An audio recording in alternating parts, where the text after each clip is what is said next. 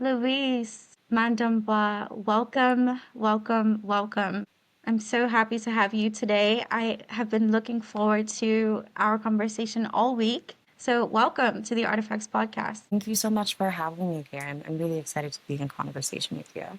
Amazing. So, first, before we get started and jump right into it, I wanted to ask you, who would you like to dedicate your podcast episode to? But so sweet. I'd love to dedicate it to my father. I think that he is my first teacher and has been one of my most steadfast supports. And I really credit so much of the journey I've been able to take as an artist and now as an educator to just the steadfast kind of dedication he's had to his own practice and his unwavering supports. So my father and my mother, if I can add another one to both of my parents. Amazing. So, I wanted to ask you, how did you actually come to art? At what point in your life and on your life's journey did you decide, okay, I'm going to live my life as a maker? How did you come to art, and what were some maybe early childhood influences that sort of led you to this path? That's a wonderful segue from my dedication because both of my parents are educators, but my father in particular is an art teacher. I grew up in a small town in Botswana in sub-Saharan Africa, and it didn't have an immense set of access to museums or arts or culture-oriented spaces. A Mhm. lot of how people experienced art was as one of the subjects that they took in school, and really not beyond that. So my kind of first touch point for the visual arts was my father coming home from teaching at a public school and pulling these kind of large fold out tables from the garage and turning our Mhm. living room into his studio. And my Oh, mother's always had amazing. these really beautiful tea sets. And much to her dismay, he would use them as like palettes for his watercolor.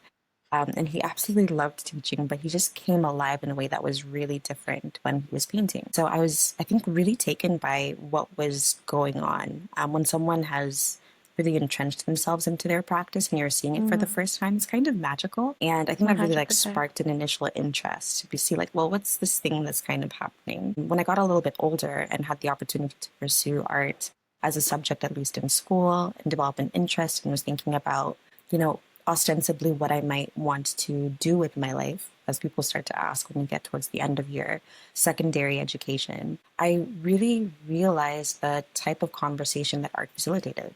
I loved Mm. being in dialogue with people. I'd watch human interest stories on the news all the time. And I thought journalism could be maybe something that I could pursue. But there's just a wonderful openness that I think a lot of people come to when it comes to the arts. People come with a desire to understand and ask questions. And you're able to put a person, if you're doing figurative work as I do, in front of individuals that might not otherwise give them a second glance and have them take interest in that person Mm. and want to understand their story. And so that's, I think, the thing that felt most right and aligned with who I am and my desire to connect with people and my search for clarity often. My art practice just allowed me an opportunity to be in community with people that I might not ordinarily get to spend time with and then have their stories shared with people that might not Mm. ordinarily cross paths with them. Oh, that is so beautiful. That is such a beautiful way to be introduced to the arts. And, I really feel like there's a really special gift for artists when they are sort of immersed within the arts directly with a parent. I think that's Mm-hmm. such an inherited sort of privilege, that's quite special and interestingly tends to play out later in an interesting way. And so I just love that it was your dad who introduced you to art, and yeah, that he was your person that you wanted to dedicate the episode to. So that's really beautiful. You mentioned, interestingly, about the storytelling element. And so I wanted to talk a little bit about that because you've also mentioned that your work is quite haptic, that there is a sort of sensory, touch-based way of thinking as you're moving through the work. So I Mm-hmm. wanted to ask you, how has working with your hands and with your work being deeply enmeshed in materiality sort of shaped your desire for care or healing in your messaging? Absolutely. I think it's been a deconstruction a little bit. So I was Mm. doing a lot of figurative work for a time and was landing at this level of frustration that I was never able to fully encapsulate everything that I wanted in just the figure alone. And part of that was I have an interview process. So often when I'm getting to steward people's stories, and they're kind enough to share themselves with me. I have an interview with them, I get to know them. That informs the images that I select when I portray their likeness. And there was always some element of the person that I experienced I felt I wasn't fully able to capture just through their likeness. And that deconstruction like really came with realizing that there's many ways of knowing. I was hoping that a singular image would be able to do all of the work in conveying some information about this individual, and arrived at a realization that like maybe somewhere in the multiplicity of the Yeah. way we experience information, you get at something a little bit closer to the truth of a situation or a Mm. context or a person. And so the haptic became, I think, my first touch point in thinking about these different kinds of ways of knowing. I was thinking about image and language and how much we rely on our sight. We think because we see a thing that we know it. And if you can encapsulate it in language, that we have like grasped it fully. But when language reaches and fails, and the image reaches and fails, what is left is, I think, the kinds of knowing that we have before we acquire a language. And so I was really Mm. thinking about this kind of knowing of material that we lose in some ways when we acquire language, and how that could like inform what was happening. So the materiality, I think, really offers a kind of context that is incredibly important. I'm a printmaker as well as a draftsperson and a painter. And that really allowed me to think about the tactility of, okay, there's the surface of where the image is happening, but like, can there be impressions in the paper that maybe start to Mhm. like offer something, a different kind of like knowing, where there's a debossing or embossing and there's no pigment, but just like impression in the paper. And what can that potentially tell you, or what bit of detail can that offer to a viewer? And then in terms of materiality, also really thinking about with the paper that I work on, if paper is representative of what is ephemeral and like fading from memory, what are the points of information or detail that feel more concrete? And so I was working with actual concrete as well as a counter to think of the permanence and what is fleeting, and how that relates to how we know things and memory. And I think it starts to become really poetic, not just one or the other, but those details in a conversation have become really central to my practice. That's so amazing. I'm just thinking about your work, and I have been privileged to see your work, but I would say your earlier works like in person, and I've been following your journey online, and there's been such an incredible level of depth and growth that I have seen as you've progressed like through your work. And I just love and am totally inspired by your practice and just how your work feels like you really want to spend intimate time with it. I almost feel like the work is so delicate that it like you need to share space with it. So thinking about that, it sort of has me thinking about memory, right? Because my first encounter with your work was very impactful, and so I do remember it vividly. I do want to ask you specifically about memory and sort of this like fragmented memory that you sort of explore in your work. Um, I wanted to ask you, how might technology or like digital mapping or like oral storytelling support the building of like a digital sort of archive as it relates to your work? Definitely. I think the digital is really interesting because it gives us the illusion of permanence in a lot of ways. So when you take a Mm. photograph of the thing, you're able to capture all of the visual information that is present at that time, or a recording of a thing. Like you're able to record maybe all of the sounds and the texture in relation to a conversation. And sometimes we feel, again, like we know because we have access to those things. It's very different to our embodied experience of how we recall things. And so I think those two things in tension that I mentioned materially are also just happening as a constant reality of recollection and the things that are fading. And it's very hard to have all of those bits of information present at all times. And so I think my practice, at least, has been contending with like wanting to build a kind of record or an archive through these paintings that are deeply relational and representative of kind of different nodes of connection with people that I've had in different parts of the world. And building out that archive in conversation, as you've said, oral history, and interviews that I'm getting to do with these different subjects about their lived experience. But memory is something that keeps coming back. I'm often Yeah. asking them how they recall the places that they have traversed, some of which no longer exist. And I feel like the most generative questions that I've arrived at in my practice is, when the thing that you are thinking about or longing for or wanting to describe only exists in memory, how do you contend with it then? And that is where the fragment kind of comes into it. It's not necessarily the photograph that names everything that is like visual, but it is like the quotidian or the very ordinary things that like come to memory or you remember with such clarity that start to create a kind of cultural asset mapping that is really exciting. And so for me, when I think about the spaces that I have called home, maybe there's a specific room in a house, there's like a corner store or bodega that I recall going to, there's like a taste that I recall or associate with a specific kind of time. There's like the plants that were at my grandmother's doorstep. There are all these wonderful little everyday moments that become so incredibly important. And I think operating from a place of trying to like work backwards and do a counter mapping through memory starts to like illuminate those quiet moments that allow for a kind of intimacy that is maybe more honest than a hyper realistic painting that like reproduces family photos.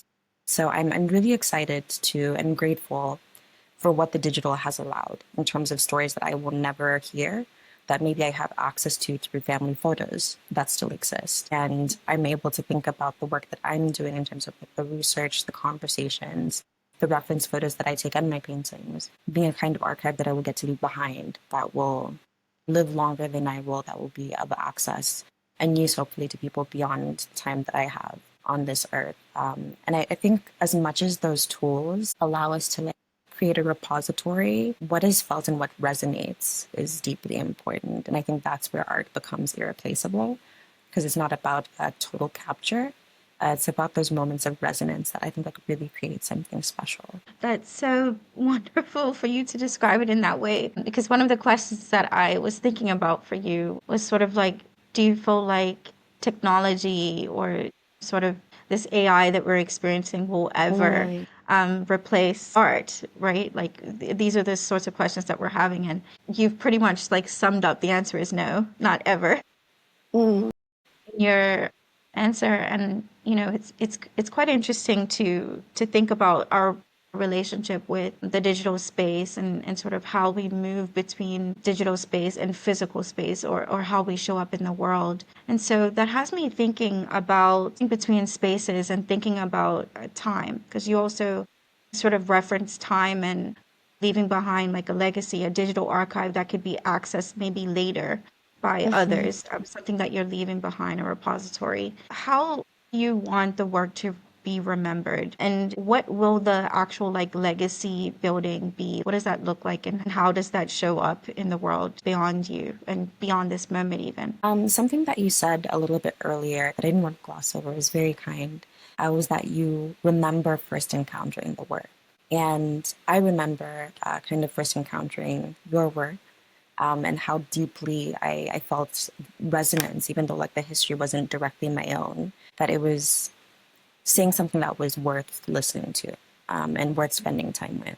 And so, what I hope my enduring kind of legacy, if I can say that without too much hubris, might be for my practice, is that my work will continue to be something that makes people feel something. I think those have always been the artists and the artworks that have made me really believe that there's something special that like really exists beyond language and beyond image, that there's just something that moves within you that is really hard to articulate when you come across something special that like just speaks to you. And so I know that that might not be everybody's experience of my work, but I hope for two things. One is that my work will continue to ask something of the people that are interacting with it, whether that is a slower read or for further interaction. I'm really interested in making work that not only invites a slower read, but rewards it, that you're able to like parse out. It just gets richer the more time you spend with it. And some of that is like thinking about legibility and like having maybe a low contrast or like things that aren't fully named in tension with things that are like really detailed. And so I hope that my work will continue to one, ask something of the people that are coming to it, that it may not be like a static thing that like just offers everything immediately and then you walk past it, but like it slows you down, and that it'll make people feel something. The affective, I think, is one of the ways of knowing that I am most excited about, and I feel like it's the most personal and like the least predictable element of any work. You never know how people will feel when they come across it, but there's something really valuable when connection can and does happen. Something that you had just mentioned about the question. You want people to arrive at your work and for the work to ask questions. I feel like that's so powerful because the work that we're making is supposed to be generative. It's supposed Mm-hmm. to be created, and then from that work being created, something else and new or like a third space can emerge. And so I really love that. I've actually never thought about that before, thinking about what my work asks of its viewer as the person comes and spends intimate time with it. And so this idea of questioning is really special, and I'm actually going to take that away from this conversation because I think there's something powerful about the power of a question, and then a question then prompting another question, and I really love that. And so thinking about questions, I wanted to ask you about your personal relationship with your practice and sort of how you situate wellness or self care practices that maybe are able to uphold or sort of act as a foundation for your artistic practice. Like, do you have any activities that you do like on a daily, weekly, or monthly basis that are then able to help you to show up and to be able to arrive at your studio with questions of the work? Mm-hmm. What are some of the wellness practices that you have that support your artistic practice? Well, I think something that I have in the last few months kind of looped into thinking about my studio practice is gardening. So I Yay. recently finished up my time in grad school, and there's like such deconstruction and pressure in going through an MFA program. And it really made me think about what I wanted my relationship to be with my practice, kind of beyond the pressure cooker that is that contained amount of time, where maybe like production or like really trying to cycle through ideas quickly is how you make the most of the limited access you have to a captive audience and faculty to speak to and other artists. And so there was a lot of pushing my body, and I think towards the end of it, I was like, I think this needs to look a little bit different for it to be sustainable. And a lot of what I did in grad school was writing short form poetics and essays and making drawings of the garden spaces that I recall being in my grandmother's home and in my mother's home. And thinking about a kind of grounding that can happen when you choose to bring something from where you are from into a new space and a homemaking that can happen. And that was all kind of happening in the theoretical, or all happening in like the readings I was doing, or the things that I was writing, or the drawings that I was making. And it's been such a pleasure to actually spend some time with the relationship to the earth and to spend some time in communal gardens. So not just like the little plants that I have in my apartment, but actually spend time in communal gardens that are so much about thinking about the history of a place and the kind of nourishment that happens in relationship to not just like the other gardeners that are there, but also like what we're putting in our bodies and what is native to a space, and thinking about like indigeneity as it relates to like wellness has been really meaningful as well. So I'm perhaps most excited in this current moment about the small things that have been planted and like getting to watch them bloom, and the kind of slowing down that that asks for, because the cycle of growth that happens is not like email cycle or kind of clock time. It's a different kind of pace. And so I've been thinking about the pace of the earth and the pace of the body, and how often we don't acknowledge or make space for the pace of the body with thinking about deadlines. Wellness has been something incredibly important because in my early 20s, I had some health issues crop up. And I remember reading an article where an artist that I really admired, a painter, was talking about how she was really pushing herself. And at some point, her body just stopped responding and kind of like gave out on her. And I distinctly remember in undergrad reading that and thinking, oh my goodness, that must have been terrible. And experiencing the same thing a few months later. And I think a big part of that as well was I was really, really pushing myself.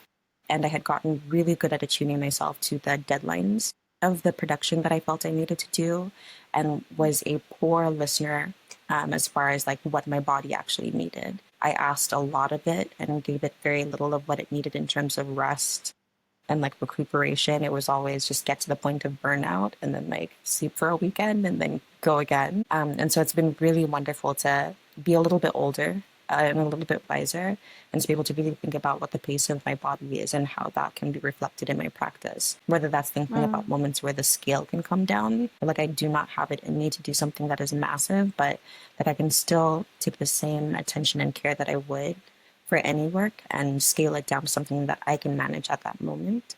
And then thinking of the moments where I can like push myself as well. I love what you were saying about thinking about the indigenous nature of sort of engaging with the earth. And I'm just wondering, based upon this sort of slowing down that you've embodied through your gardening practice, I'm wondering if some of the lessons that you've learned through gardening and tending to the earth have shown up in the care that you have or you're able to arrive at in the work. I'm wondering if you've seen a relationship between the slowing down in your everyday life and maybe the slowness or the amount of time or speed that you're working in. And if you could speak to that and then maybe sort of how rest as resistance, even if you will, shows up in the work. Yeah, I think again to think about like the theoretical that I was engaging with at some point, I took a class called Decolonizing Memory while I was in grad school that really reframed and gave me language for things that I hadn't realized.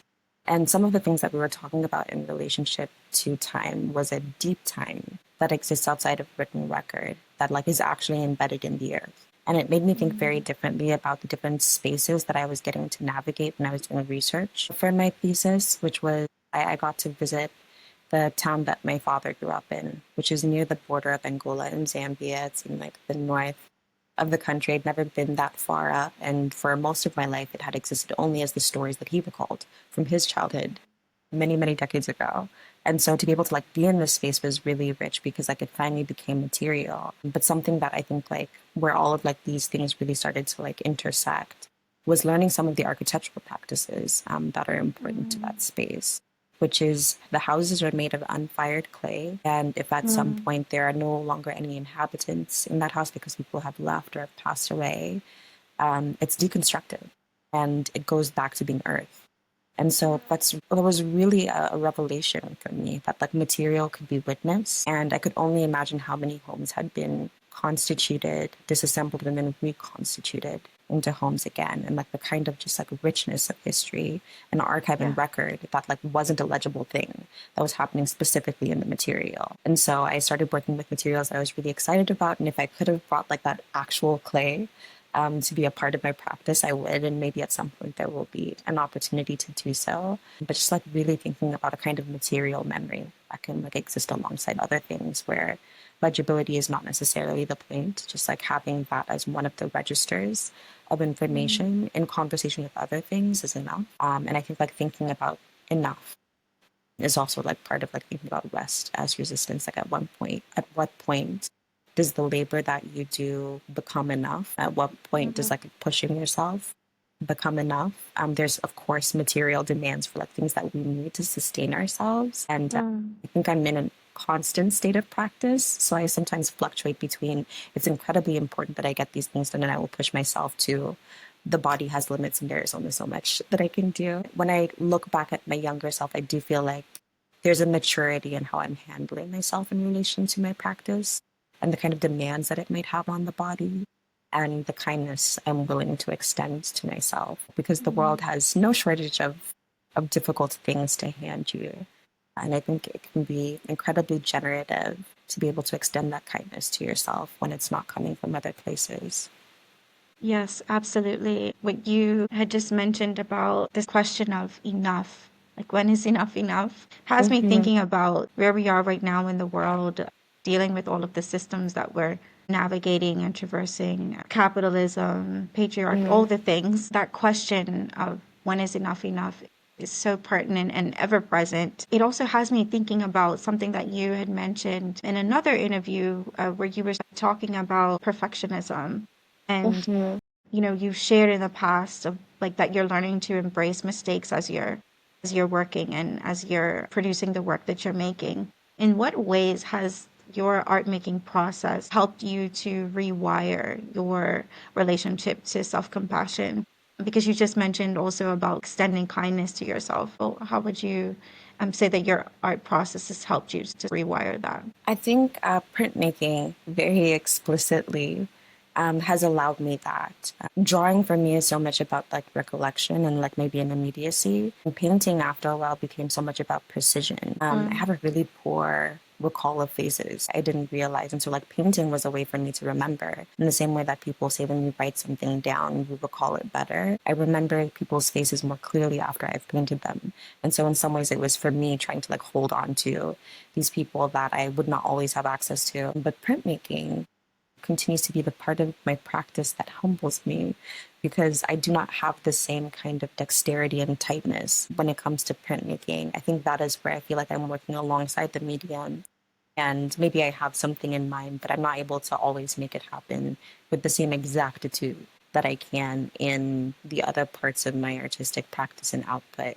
And I realized more and more how important it was to have something that landed outside of exactly what I had mm, in mind, because it taught me so much about control. And one of the best questions that I had received in a studio visit was, "Where are the surprises? mm, If you know exactly where a thing is going to land every time, where's the opportunity for discovery and surprise?" And so I'd say like my printmaking practice has allowed that, and I was very intentional over the last few years to try and figure out what it is that is happening in that process that could be brought into my painting practice, and that could be brought into my drawing practice, so that there are things that are happening that are more process based. And so I think like working through process has really allowed me to think through the possibilities or kind of arrive at possibilities that I wouldn't have initially if I was leaning towards the exactitude, which is just I think a personal clarity. Often mm, seek and desire clarity, and I think it shows its hand in mm. how my work was landing up in my earlier works. And I'm grateful that there's been some evolution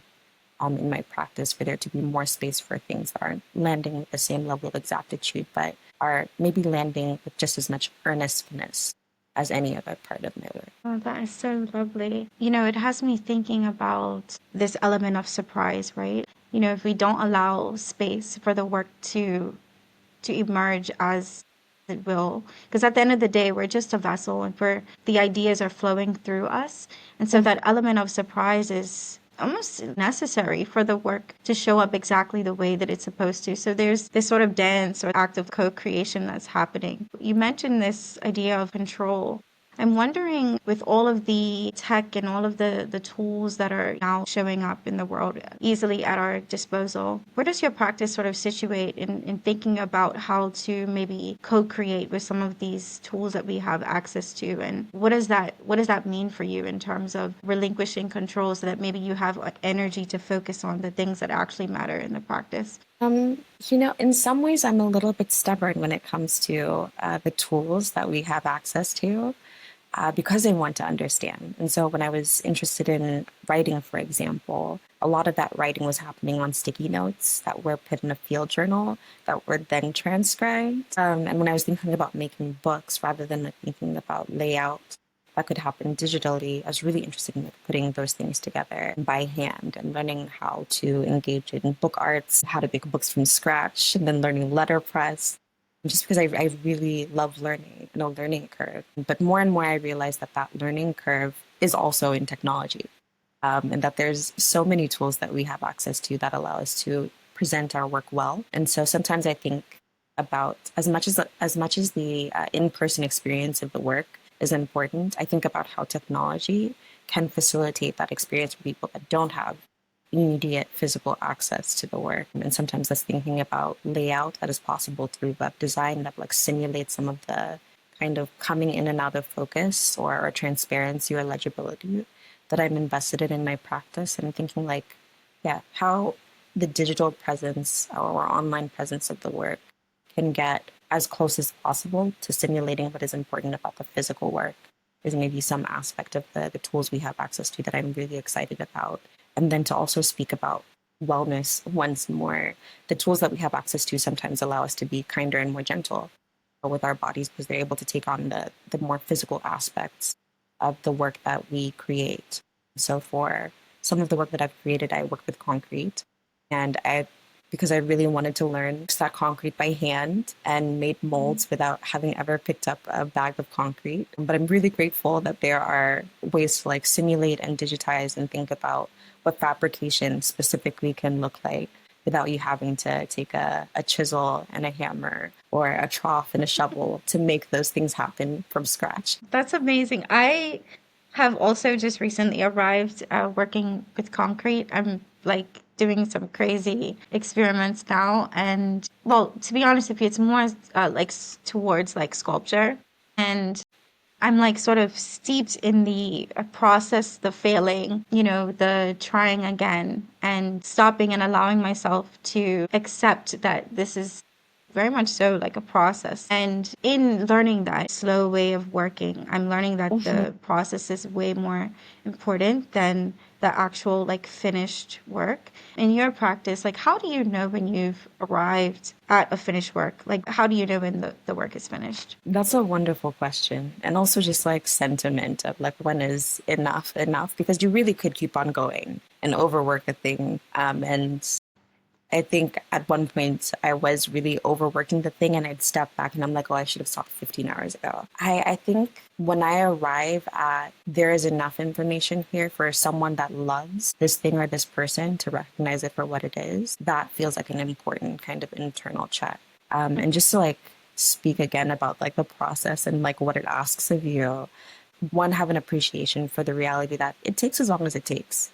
There is just like no Yeah. speed running some things when you're Mhm. making work. And so I think taking those moments of pause at like what feels like 50% or 75% to see like what is the work asking of me? What more can I give it? What more does it need to be able to feel resolved? Feels incredibly important, especially as I get towards the end where when there is a risk of maybe overworking the work, it's really wonderful to take some time away from the work because there's always a point at which that you spend so much time with a painting or an object that you can no longer see it for what it is. And so I'm always grateful to be able to spend a little bit of time having my hands busy with something, so looking at something else, and then come back to the work and feel like if it's able to tell me something honest, if it's like able to touch me affectively, if it's able to resonate with me.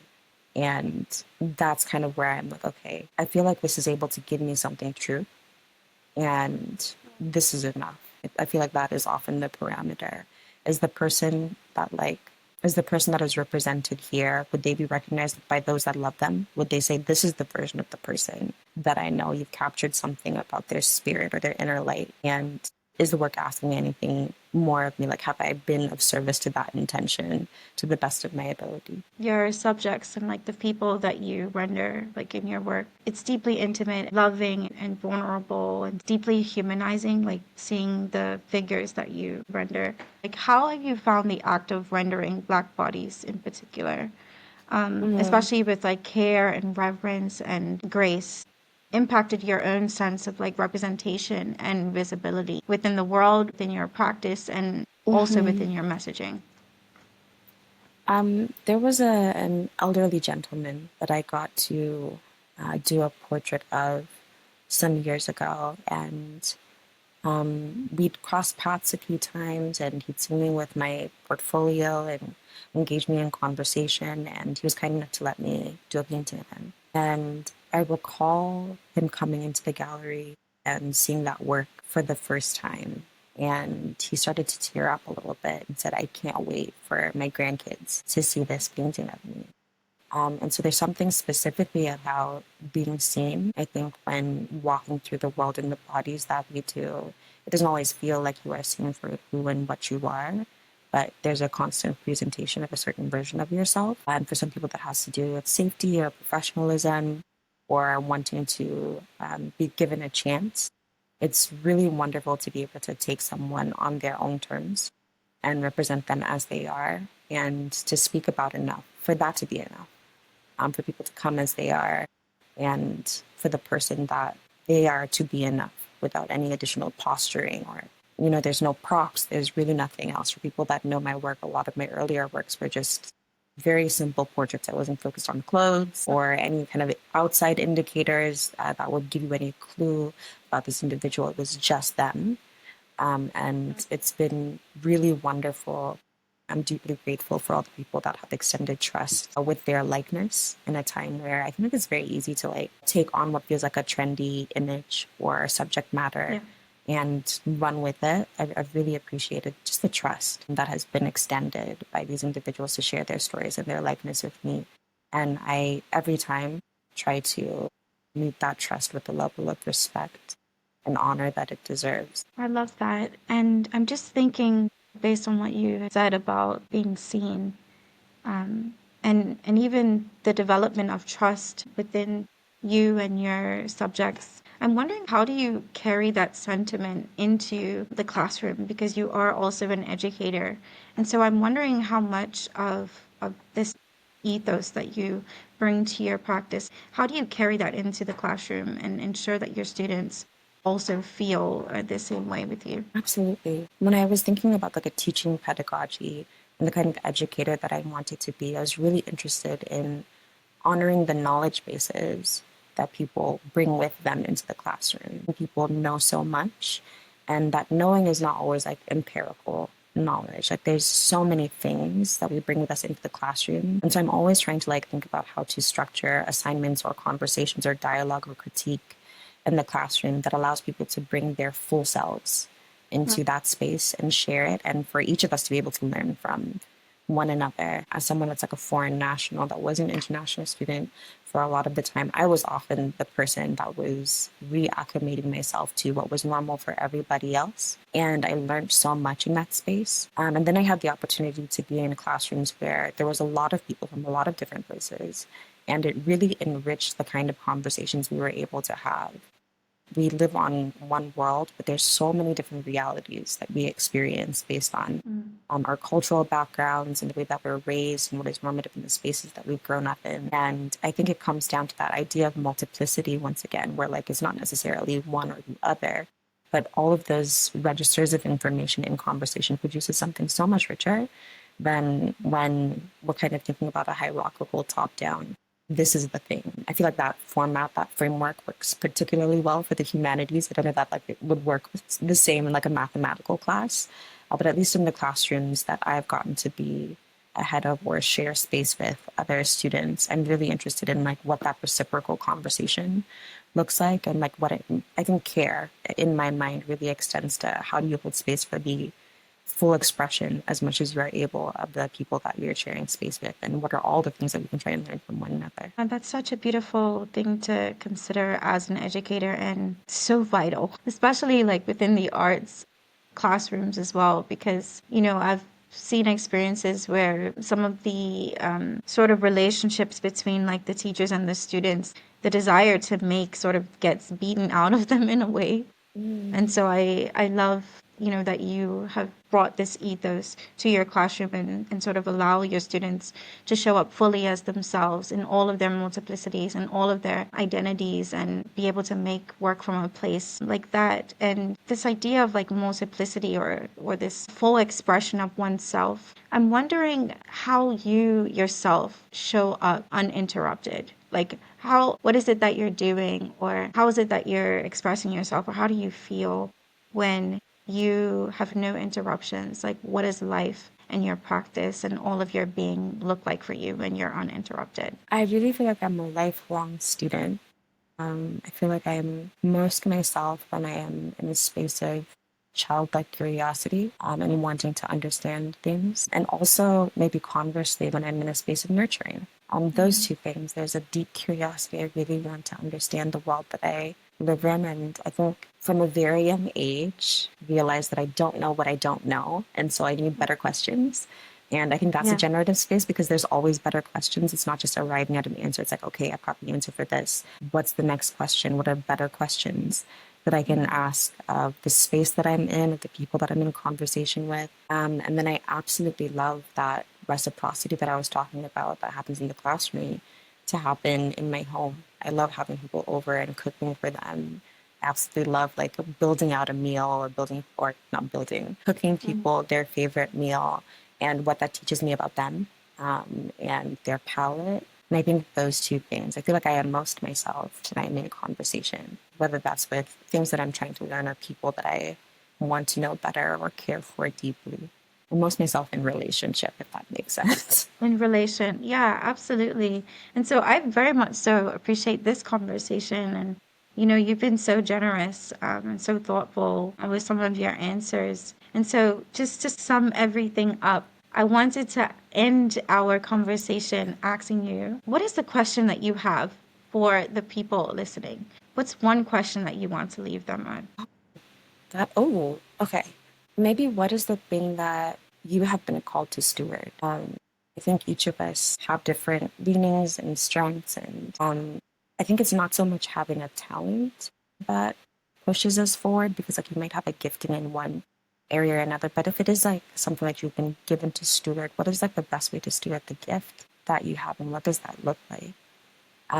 There's something really beautiful that I recall hearing from a curator, a gallery opening some time ago, and they were talking about how the answer was in mutuality, is in relationship always. And I think in a time like this, where some people feel really helpless, or it feels like, what could I possibly do? What is the thing that you have been given, and what does it look like to steward that gift well? That's such a beautiful way to end this conversation because I really feel like this podcast and this conversation is inspired by that same sentiment. Just having conversations, thinking about the arts and thinking about this idea even more so about creative living. Like, how do we create the lives that we want for ourselves, no matter who we are, where we were born, our background, our upbringing. What is that special thing? What is that thing that you can bring to your life creatively, that you can bring forth, that allows you to show up authentically as yourself? And so, thank you so much for leaving us with that question to sit with, to think about. And I just wanted to quickly ask you, where can people find you online? Right, so I've tried to keep it very simple. It's just my first and last name. So on Instagram, it's Louise Mandumbwa. My email, not my email, my website, louisemandumbwa.com. I'm reachable through both of those platforms. Amazing. Thank you so much, Louise. I really appreciate this conversation. And thank you, Gherdai, not only for your time and the clear attention that you've put together in terms of the questions that you've asked, but for creating a space and platform. I was thinking about an art practice not through a commercial lens, but like what it looks like to actually live a life, and a life that is maybe full of artistic intent, but also integrity. Really appreciate the gift that you are and the gift that is your practice. Oh, thank you so much. Thank you.